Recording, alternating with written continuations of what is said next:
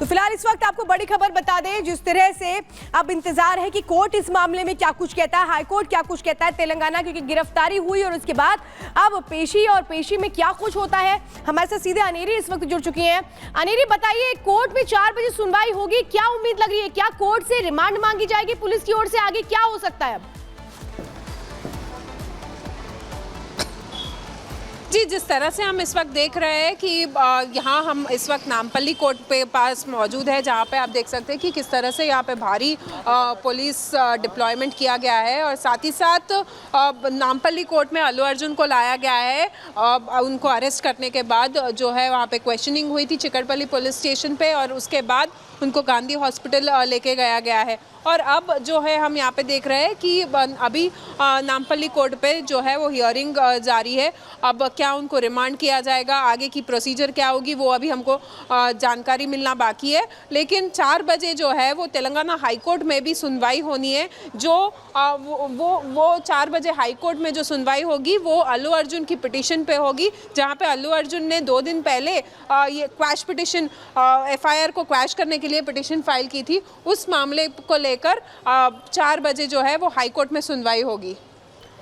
बिल्कुल अनेरी, महत्वपूर्ण जानकारी आप दे रही हैं। फिलहाल के लिए आपका बहुत शुक्रिया। 4 बजे का इंतजार करना होगा। 3:30 बज चुके हैं, यानी कि 3:35 का समय अभी घड़ी हमें बता रही है।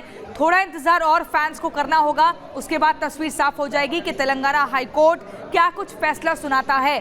अल्लू अर्जुन को राहत मिलती है या रिमांड मिलती है, ये भी तस्वीर साफ होगी। लेकिन तब तक दिलों की धड़कनें श्वेता जो है लोगों की, फैंस की, वो बढ़ी हुई है। तो अल्लू अर्जुन की गिरफ्तारी पर वरिष्ठ वकील सिद्धार्थ लूथरा का क्या कुछ कहना है, वो आपको सुनवाते हैं।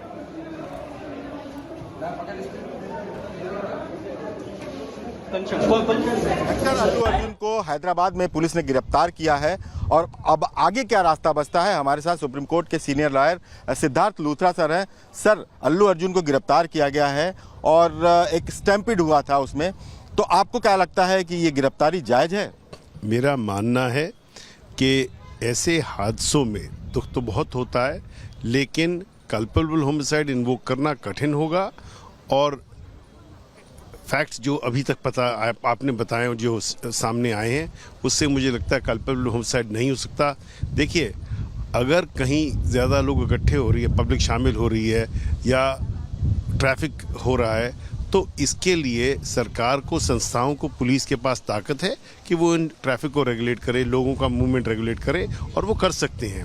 तो इसलिए अगर या सिनेमा ओनर्स ने अगर कोई बहुत लोग भर दिए, तो ये सिनेमा ओनर्स के लिए देखना पड़ेगा कि उनकी कोई गलती तो नहीं है, पर एक्टर को अंदर बंद करना मुझे लगता है जायज़ नहीं होगा, और ये सस्टेन करना इनके लिए मुश्किल हो जाएगा। एक सवाल ये उठाया गया वहाँ पे कि इन्होंने परमिशन नहीं ली थी और उस सिनेमा हॉल में बिना किसी को बताए चले गए थे, इसलिए इनकी गलती थी और ये आधार बना है गिरफ्तारी का। देखिए, भारत में आप कहीं भी जा सकते हैं, कोई रोक टोक तो है नहीं। आर्टिकल 19 में तो फ्रीडम ऑफ मूवमेंट है। लेकिन हाँ, अगर वो कोई आदमी टिकट के बगैर जाए, या कोई ऐसा करके आए, या जोर के बल पे घुसे, तब तो आदमी सोचे कि गुनाह हो सकता है। पर मेरा मानना है इसमें उनको गुनाहगार समझना या कहना सही नहीं होगा।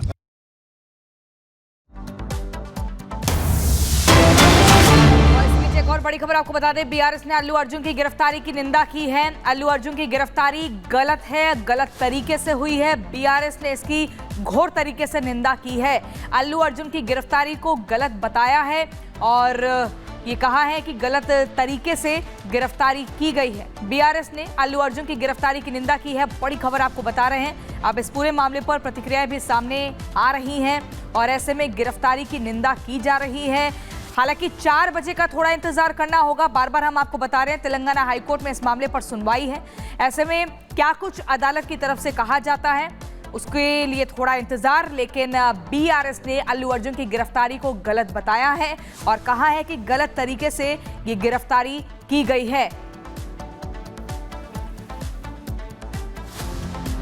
तो केंद्रीय गृह राज्य मंत्री बंदी संजय का दावा है, अल्लू अर्जुन को बेडरूम में उठाया गया, कपड़े बदलने तक का वक्त नहीं दिया गया, अल्लू अर्जुन का अपमान किया गया है। ये आरोप लगाया जा रहा है कि जब वहां पर पुलिस पहुंची थी तो उन्हें इतना भी वक्त नहीं दिया गया कि वो कपड़े बदल लें। यानी पुलिस उनको तुरंत अपने साथ ले जाने के लिए कैसे वहां पर उन पर एक दबाव बना रही थी, इस तरीके का आरोप लगाया गया। क्या कहा है सुनिए।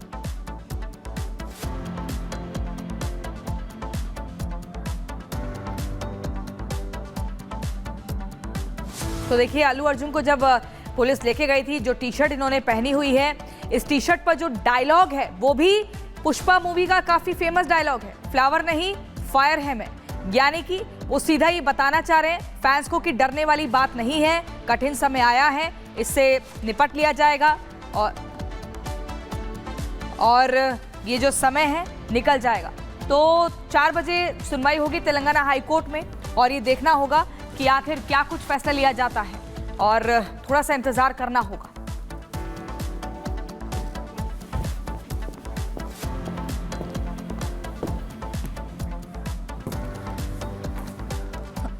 और चलिए अब अगली खबर आपको बताते हैं। संसद का शीतकालीन सत्र जब से शुरू हुआ है तब से लगातार हंगामे की भेंट चढ़ा हुआ है। राज्यसभा की बात करें तो हंगामा हो रहा है, एकदम आमने सामने आ गए हैं पक्ष और विपक्ष के नेता। वहीं जगदीप धनखड़ ने भी कहा कि इस तरीके से कार्रवाई नहीं हो सकती है। नेता विपक्ष की अगर बात करें मल्लिकार्जुन खड़गे, तो उनके साथ तीखी नोकझोंक भी हुई जगदीप धनखड़ की। क्या कुछ हुआ सदन के भीतर, सब कुछ इस रिपोर्ट के जरिए दिखाते हैं।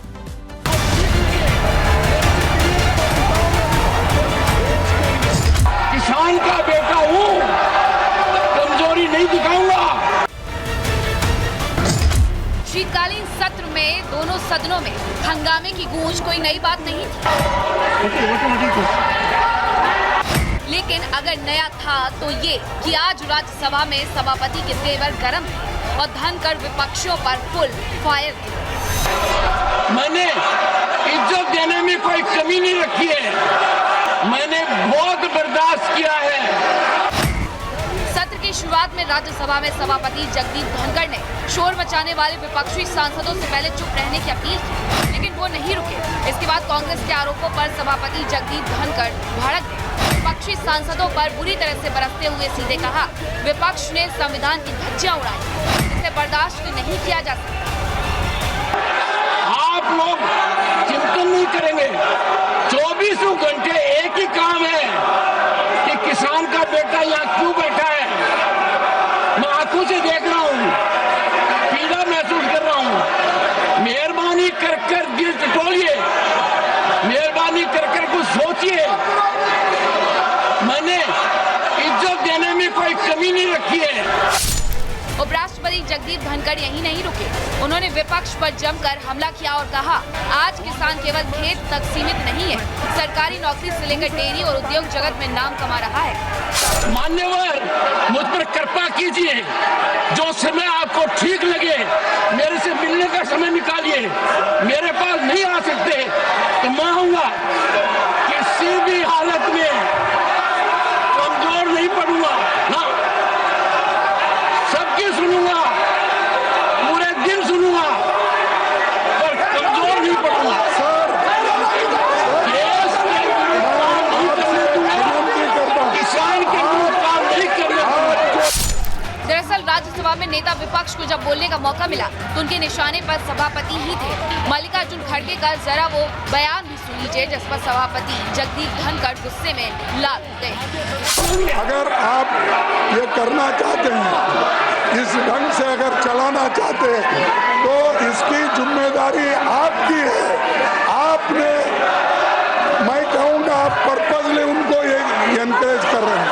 मैं तो बताऊँ उनको, बताओ मेरी बात बोलता हूँ क्यों। इस हंगामे की गूंज के साथ आज एक बार फिर से आखिरकार सदन की तस्वीर वही नजर आई और कार्यवाही एक बार फिर से स्थगित करनी पड़ी। Bureau report, Republic Bharat.